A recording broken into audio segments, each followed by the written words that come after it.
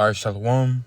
First and foremost, I want to give all praises, honor, and glory to Yahweh, Bahashem, Yahweh Shai, Bahashem, Rakakwadash. Double honors to the elders and apostles, a great millstone, time of this truth. Peace, blessings, and salutations to the hopeful elect. Shalom, Lord willing, this lesson is edifying. Now, this lesson is going into, the time that we're in, all right, is speaking, man. The times that we're in are speaking, all right? We're in that time, all right? The season in which Yahweh Shai will return. All right. Okay. The signs of the times, as the scriptures go into, the wars and rumors of wars, the earthquakes, all right, in diverse places, uproars of the people, sign in the sun and the moon. All right. Now let me play this real quick. Ukraine just struck an Iranian vessel in the Caspian Sea, and Tehran says it's now looking at a new front in this war entirely. The Caspian Sea is the largest inland body of water on Earth, bordered by 5 countries, including Russia and Iran. It's a rare shared space between the two allies, and now a new location in the war. According to Iran's foreign ministry, the strike hit an Iranian commercial vessel early Saturday, July 25, 2026. An explosion killed 1 crew member and injured another. Tehran calls it a direct act of aggression. Ukraine's military says the operation went further, hitting a Russian warship and 2 sanctioned cargo vessels it says were ferrying Iranian military supplies to Russia. President Zelensky confirmed the strikes, but did not name the ships himself. Ukraine's account describes strikes on vessels and a warship. Iran's account identifies 1 commercial ship as the target. Independent confirmation of the exact details, including the ship's identity, has not yet been widely established. With Russia and Iran both bordering these waters, does the Caspian become the next flashpoint in this war? Let us know what you think in the comments. All right, so come, man. All right, now let me get the book of Jeremiah. This is the book of Jeremiah, chapter 49, verse 20. It says, "Therefore hear the counsel of the Lord, Yahweh Ba'ashema Shai." Actually, let's get this real quick. Let's get Isaiah first. This is Isaiah chapter 55, verse 11, right? It says, "So shall my word be that goeth forth out of my mouth. It shall not return unto me void, but it shall accomplish that which I please, and it shall prosper in the thing whereto I send it." All things obey the will of the Lord, you know? And see, these people, all right, as this is why the scriptures say, the heart of the fools is in the house of mirth. These people are in the spirit of festivity, the spirit of partying and vacations and, going out and the bars and the concerts and, all these things, not understanding the times that we're in. All right. This is why the scriptures say, "They shall say peace and safety, then sudden destruction coming upon them as travail upon a woman with child." This is why the scriptures say, "Make no tarrying to turn to the Lord, and put not off from day to day, for suddenly shall the wrath of the Lord come forth, and in thy security thou shalt be destroyed and perish in the day of vengeance," man. Roughly paraphrasing. All right. These people, they're careless. All right. They're at ease, not understanding that peace is finna flee from these people, man. All right. The times that we're in, peace is going to flee from these people. Okay. Because these are the times that the words of the Lord are being fulfilled, man. All right. Okay. So let's go back to the book of Jeremiah. This is the book of Jeremiah, chapter 49, verse 20. It says, "Therefore hear the counsel of the Lord, Yahweh Ba'ashema Shai, that he had taken against Edom, and his purposes that he had purposed against the land, against the inhabitants of Teman. Surely the least of the flock shall draw them out. Surely he shall make their habitations desolate with them.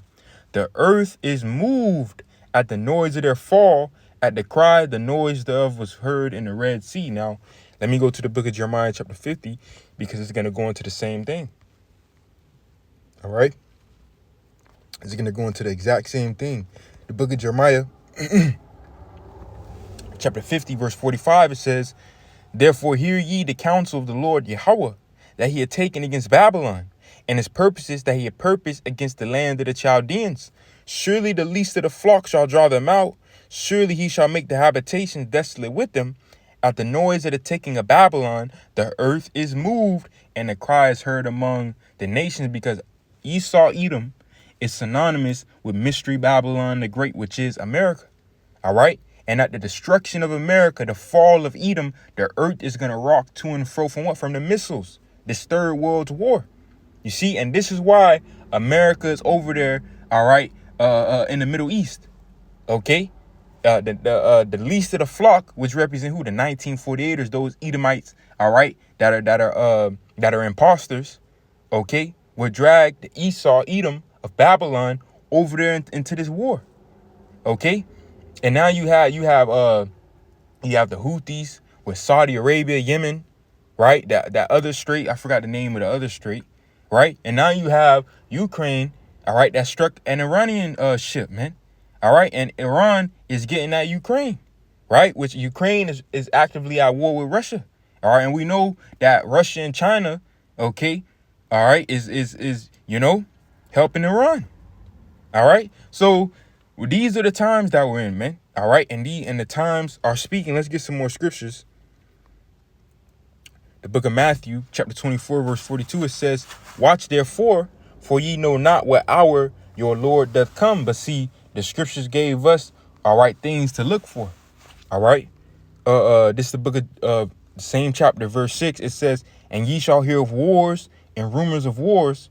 See that ye be not troubled, for all these things must come to pass, but the end is not yet." And right. All right.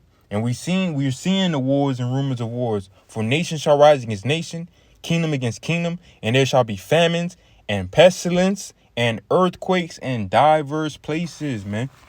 You see, these are the times that we're in, man. But everyone still want to be in La La Land. All right, let's get Second Ezra. This is the book of Second Ezra, chapter 9, verse 1. It says, "He answered me then and said, Measure thou the time diligently in itself." And how do we do that? We see what's taking place in the earth, and we filter it through the scriptures. And this is how we know the times that we're in, man. That the day of the Lord doesn't catch us off guard. It says, "And when thou seest part of the signs past, which I have told thee before, then shalt thou understand that it is the very same time wherein the highest will begin to visit the world which he made. Therefore, when there shall be seen earthquakes and uproars of the people in the world, then shalt thou well understand that the Most High spake of those things from the days that were before thee, even from the beginning," man. You see? And these are the times that we're in, man. All right, well, the Lord is finna visit the world. All right? Let's get some more. I want to get this in Habakkuk, man. This is the book of Habakkuk, chapter 2, verse 3. It says, "For the vision is yet for an appointed time." All right, and see, because of that time, these people have become docile, complacent, careless. All right, they think themselves to be at peace, at ease, a false security. Okay, because of the time that's been going by for the prophecies of the Lord to be fulfilled. All right, these people stay asleep, or if they were aware at one point, they've been rocked back to sleep. It says, "For the vision is yet for an appointed time, but at the end it shall speak and not lie.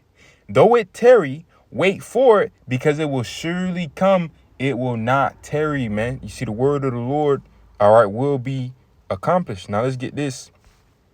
All right, because this is the spirit that these people have been in. This is the book of Ezekiel, chapter 12, verse 22. It says, "Son of man, what is that proverb that ye have in the land of Israel, saying, The days are prolonged, and every vision prophecy faileth," man. And this is the spirit that these people are in. And this is why they have this false sense of security. They think themselves to be at ease. All right. They think themselves to be at peace. They still chasing festivities, celebrations, vacations, and parties, and the spirit of mirth. It says, "Tell them therefore, thus saith the Lord, Yahweh Shema Shai, I will make this proverb to cease, and they shall no more use it as a proverb in Israel, but say unto them, the days are at hand, and the effect of every vision," man. You see? And this is where we are. All right? The days are at hand, and the effect of every vision. Now, this is the book of Ezekiel, and I'm going to close it out here. The book of Ezekiel, chapter 7, verse 25, it says, "Destruction cometh." And what does the scripture say? "The prophets that have been before me and of old have both prophesied against many countries and great kingdoms, of war and of evil and of pestilence," man, of destruction. All right? It says, "Destruction cometh, and they shall seek peace, and there shall be none." And this is going to be the case of these people in these last days, man. All right? "Destruction cometh, and they shall seek peace, and there shall be none." All right? And this also shows you who the true believers, who the true worshipers of the Lord is. Because you have people that understand, that the days that we're in are evil, But in the back of their minds, they hope things get better. They hope America continues because they're not a part of the Lord's sheep, the true sheep. All right. They want the Lord to return and establish what? The world, that world that's going to be governed in righteousness, man. That's why Apostle Peter quoted Isaiah saying what? We look for a new heaven and new earth wherein dwelleth righteousness, man. All right. The Lord's elect, they're the ones that they truly want the end to come. All right. They don't understand. It's not like they, because you have these people, they understand, they can see certain things, you know, certain truthers and conspiracy theorists. All right. They understand certain things, but in the back of their mind, they want America to continue, man. All right. But we understand the true will of the Lord, that the intent of the Lord is for America to be destroyed. All right. So that's really the point. Lord willing, this lesson was edifying. I'm going to close it out. Get infinite praises, honor, and glory to Yahweh, Bahashem, Yahweh Shai, Bahashem, Rakakwadash. Double honors to the elders and apostles, great millstone, time of this truth. Peace, blessings, and salutations to the hopeful elect. Shalom.